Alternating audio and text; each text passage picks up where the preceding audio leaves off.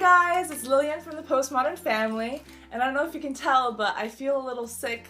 My throat has been a little bit croaky, and I blame it on my daughter because she had it first, and then my husband had it, and now I have it. I am 34 weeks pregnant today. 34 weeks. It's amazing how the last 2 weeks have just flown by, and that means the next time I talk with you guys, it'll be 36 weeks, and I'll have lots of information on my midwife appointment that's happening next Wednesday. So I'm really looking forward to sharing with you how the pregnancy is going.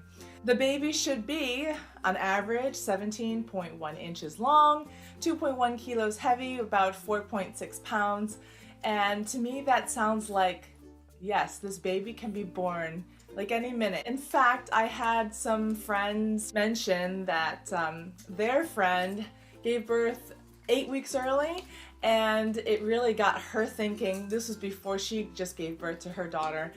It got her thinking about making sure that she was set up because she was 8 weeks away from the due date.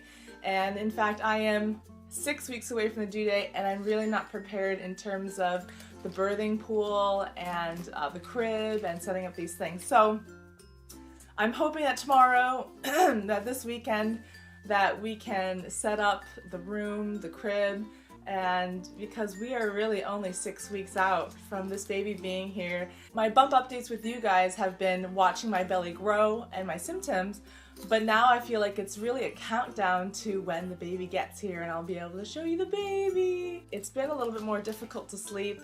People say that there's like pregnancy hormone insomnia that happens in the last 4 weeks, and I would say that's starting, and I do remember the last pregnancy that I did have probably the last 4 weeks of very little sleep. And it's funny that your body does that because it's almost like preparing you for when the new baby is out, that you're kind of used to not sleeping well because obviously the baby will need to be fed at least every 3 hours throughout the night, etc. That's been kind of fun. And on top of that, with my throat feeling like this and having a little stuffiness, I just feel unenergetic, a little bit lacking energy. But I did notice that yesterday I was really, really low on energy because I just didn't make myself a good lunch. I had a great breakfast like I always do. Bacon, eggs, sausage, sometimes mushrooms, cream cheese, a nice tea with milk in it. But then after my breakfast, for lunch, I didn't feel really hungry during lunchtime, so then I let it drag on. I had some snacks, but I didn't have a good protein lunch. And that left me really, really low energy for the rest of the day so that I didn't feel up to making dinner. So thankfully my husband decided that we would go buy dinner, and then that was fine. So I just need to remind myself and remind you guys ladies that to make sure that you are diligent in eating your meals and eating good protein meals because it really affects your energy. If you wait too long to make yourself something to eat, even if you don't feel hungry, by the time you do need something to eat, you have no energy to make it. And we all know that homemade food that you cook is going to be healthier for you than going out and buying something. So, and it saves money.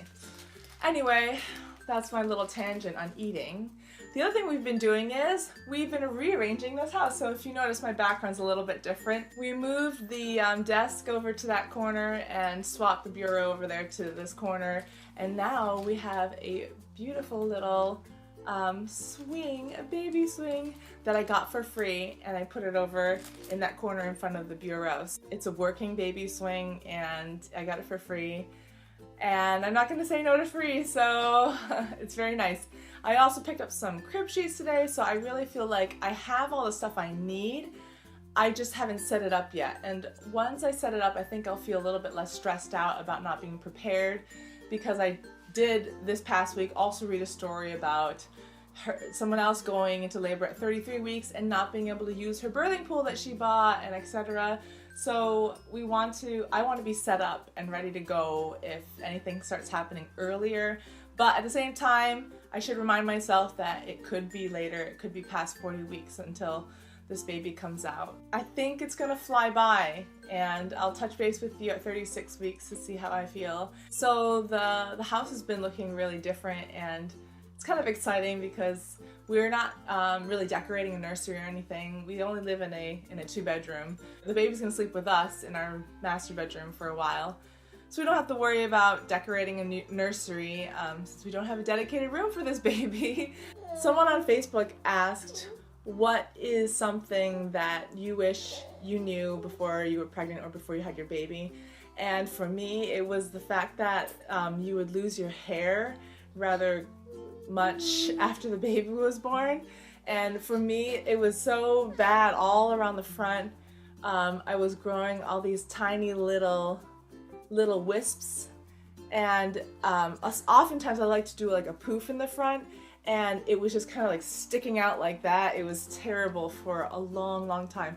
So that's something I'm really not looking forward to, but at the same time I'm wondering if I should try and cut like bangs.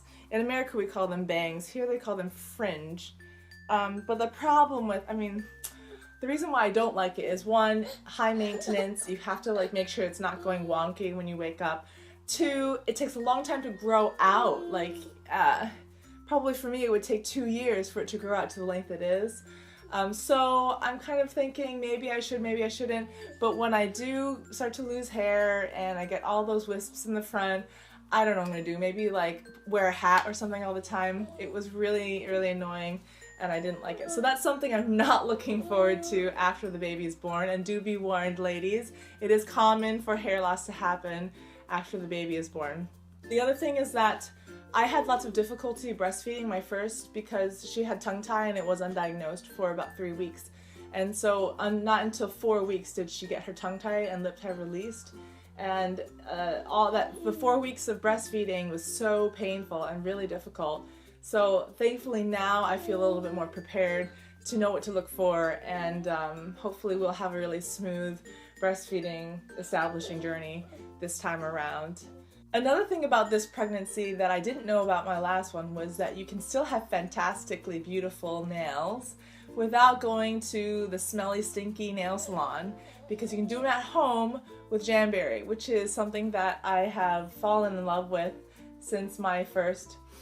This one on my ring finger is a Jamberry nail wrap, and then these are also Jamberry gels, and they're all non-toxic and formaldehyde free, so I absolutely love them because I can pop them on and they'll stay on for 2 weeks. You can see this is after 1.5 weeks, I think, of growth. Kind of lose track, but it's great because it helps prevent my nails from chipping and breaking at the tips. I can grow my nails out really quite long and hard. And then also my daughter, she loves them, so she'll show you her hands too. She's got ice creams on her. And it's great because they're non-toxic, they're not messy at all. You just kind of stick them on and heat them up, and they last for 2 weeks for her as well. So it's so fantastic that I can feel confident I have really pretty nails while being pregnant, because the first time around I was really nervous about sitting in a salon and breathing in all those chemicals. So thanks so much for watching my videos. If you like videos on Americans living in the UK, traditional family life, and my pregnancy, hit that subscribe button now!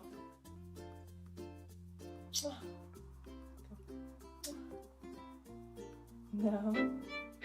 Bye!